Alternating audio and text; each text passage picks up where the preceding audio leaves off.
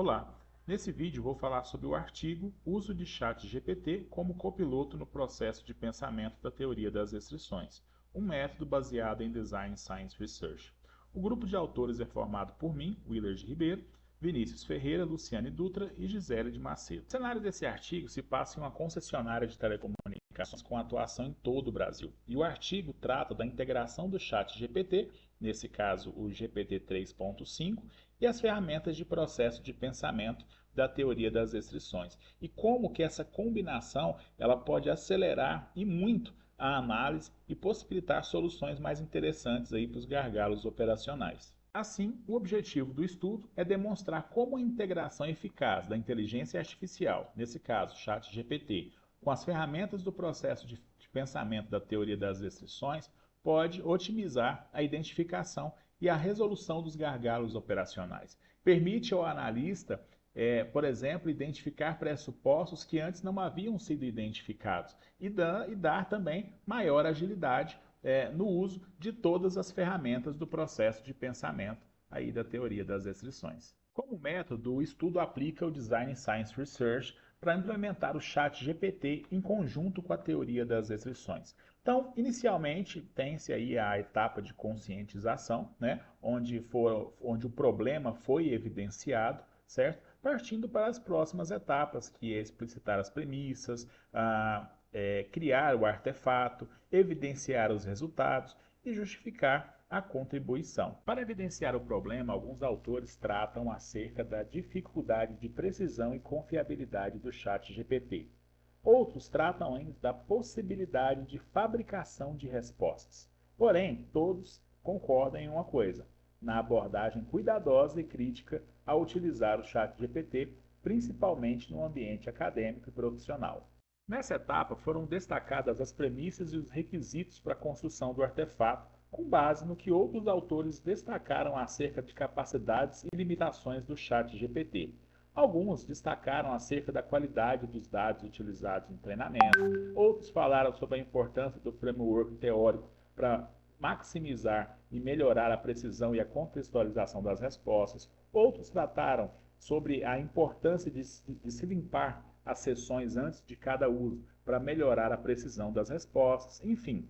Para esse estudo, consideramos 3 pontos fundamentais para a construção do artefato. Primeiro foi a limpeza das sessões para eliminar influências de interações anteriores. Segundo, o enriquecimento do conhecimento prévio do modelo, que seria o framework teórico, né, para melhorar a precisão e a contextualização das respostas. E, por fim, o aperfeiçoamento na formulação das perguntas, que seriam os prompts, certo? Para maximizar a utilidade do ChatGPT. Deste modo, chegou-se à construção do método para uso do ChatGPT baseado no artefato limpeza, no artefato modelo, que é a utilização do framework teórico, e do artefato perguntas, que está relacionado ao prompt, de forma que chegamos aí ao método, né, de uso para o ChatGPT, destacado na imagem abaixo, que é a utilização do chat exclusivo, né, ou seja, limpo aí de qualquer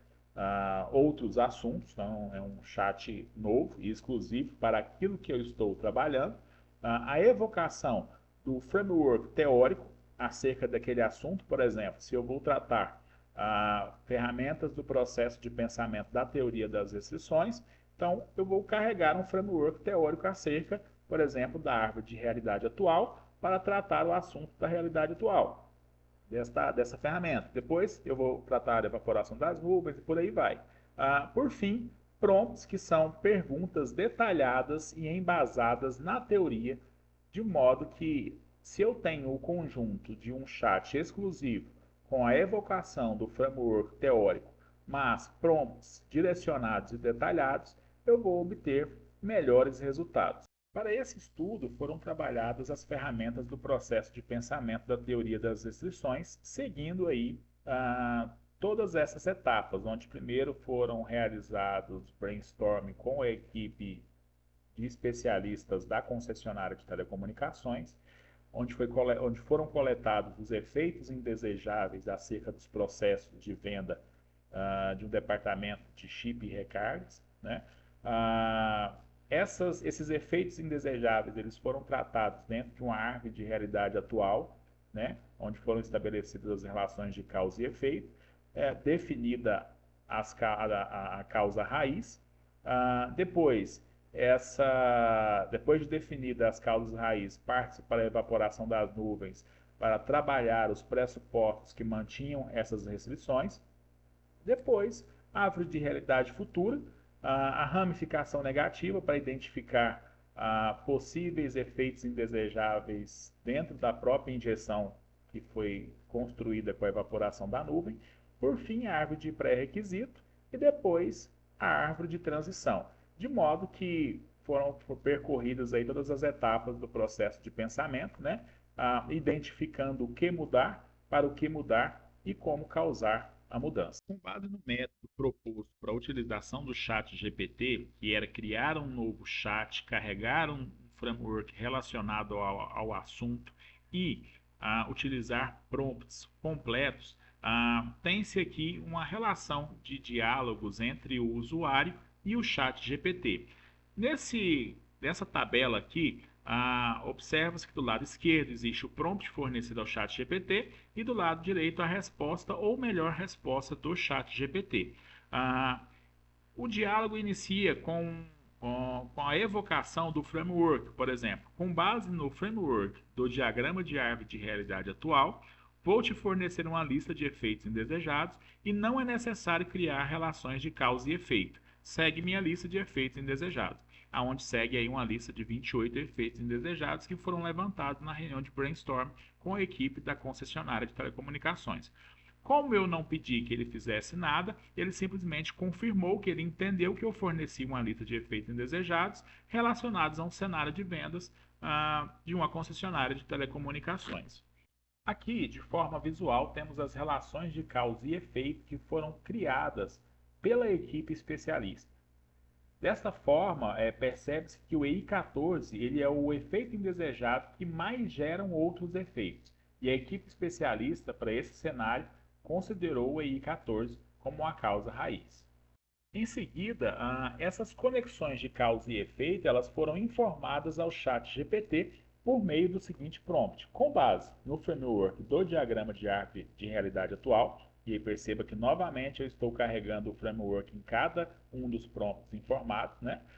Vou te fornecer algumas conexões lógicas com base nos efeitos indesejados informados e me mostre visualmente a CRT gerada. Então aqui eu informo as conexões lógicas e do outro lado, né, ele me mostra aí as relações de causa e efeito no formato também de árvore, destacando aí o EI14 também como uma causa raiz.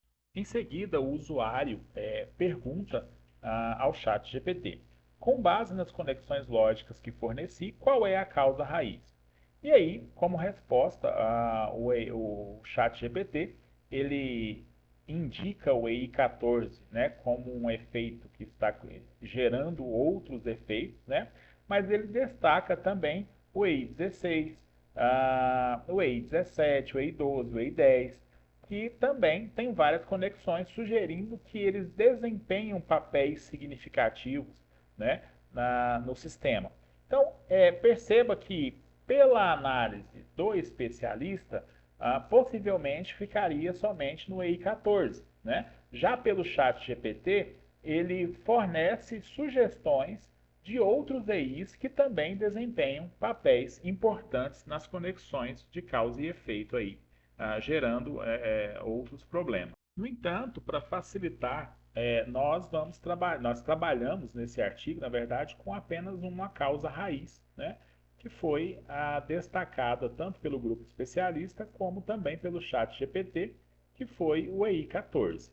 Então, aqui nesse prompt, eu forneço a informação. Por favor, considerar, aí vem a descrição do EI14, né, como causa raiz número 1 do meu diagrama de árvore de realidade atual. E beleza, a resposta do chat GPT é que ele diz entendido, né? E vai considerar o EI14 como principal causa raiz aí deste sistema. Definida a causa raiz, passamos a trabalhar a ferramenta evaporação das nuvens. Aqui nós temos o diálogo entre o usuário e o ChatGPT, onde o usuário fornece o seguinte prompt: use o framework da evaporação das nuvens da teoria das restrições e me faça perguntas, uma de cada vez, que me ajude a responder e a informar as sentenças D, D', B, C e A, para resolver o conflito que existe na causa raiz 1 informada. Segue abaixo perguntas para ajudar a composição de cada sentença.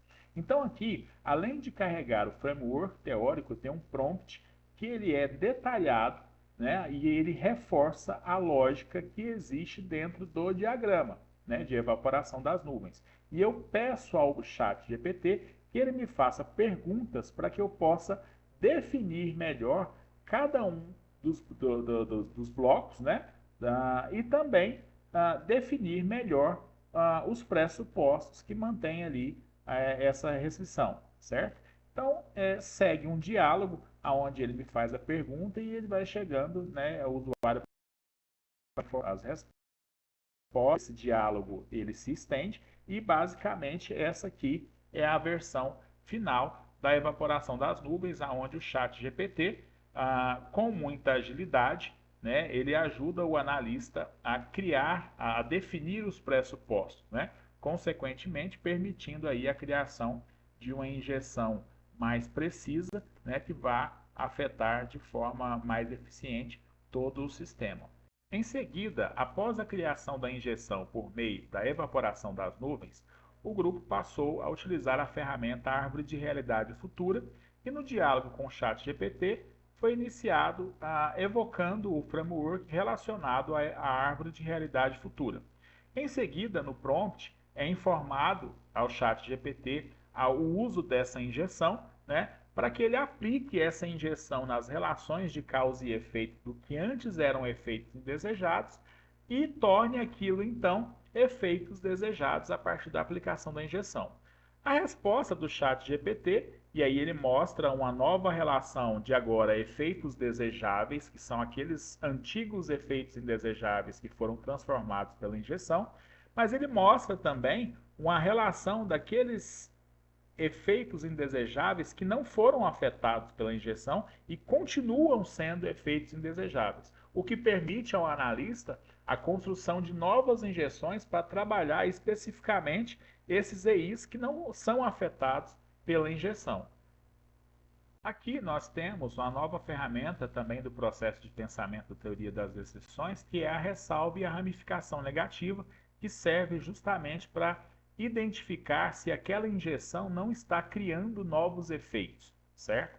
Como nós, para esse estudo, optamos por utilizar somente uma causa raiz, que foi o EI14, então, basicamente, nesse prompt, nós carregamos novamente o framework relacionado à ramificação negativa, certo? E entramos com o prompt informando, dizendo o seguinte: considerando o quadro de ressalva e ramificação negativa, usado em teoria das restrições, use como ação ou decisão a sentença da injeção 1, que é a que eu forneci no slide anterior, e me faça perguntas sobre sobre cada item abaixo, passo a passo, para que seja possível identificá-lo. Então, aqui no prompt eu reforço os conceitos relacionados à teoria, né? Então, por exemplo, primeiro ponto, ele vai trabalhar com a injeção 1. O segundo, lista de elementos positivos do sistema que existem no presente. Então, aqui são conceitos teóricos na elaboração do diagrama de ressalva e ramificação negativa, que eu insiro no prompt, falando para ele o seguinte: olha, a lógica é essa, me faça perguntas para que eu consiga compreender tudo relacionado a todas as possibilidades relacionadas a essa injeção 1. E aí segue o diálogo. O ChatGPT permitiu de forma acelerada a construção do diagrama de ressalva e ramificação negativa. Então, basicamente, o grupo especialista havia criado uma injeção 1, certo? E com essa ressalva e ramificação negativa, foi possível identificar que aquela injeção estava criando um novo efeito indesejável, certo? E o grupo entendeu que seria necessário ajustar essa injeção. Então aqui novamente ele fornece as informações para o ChatGPT, aonde o ChatGPT o auxilia na construção dessa nova injeção, que agora ela é mais completa e não geraria novas ramificações negativas. Com a injeção pronta, parte-se então para o uso da árvore de pré-requisitos. Então, o usuário informa aqui ao ChatGPT, né, considerando o framework de árvore de pré-requisitos, usado em teoria das exceções, use como objetivo final, e aí ele vem com a sentença da injeção 1, e me faça perguntas passo a passo para que seja possível identificar as condições ou ações, né? Então, o ChatGPT, como resposta, ele começa a fazer perguntas ao analista, né? E a resposta dele possibilita aí a construção do quadro, né, de pré-requisitos, né?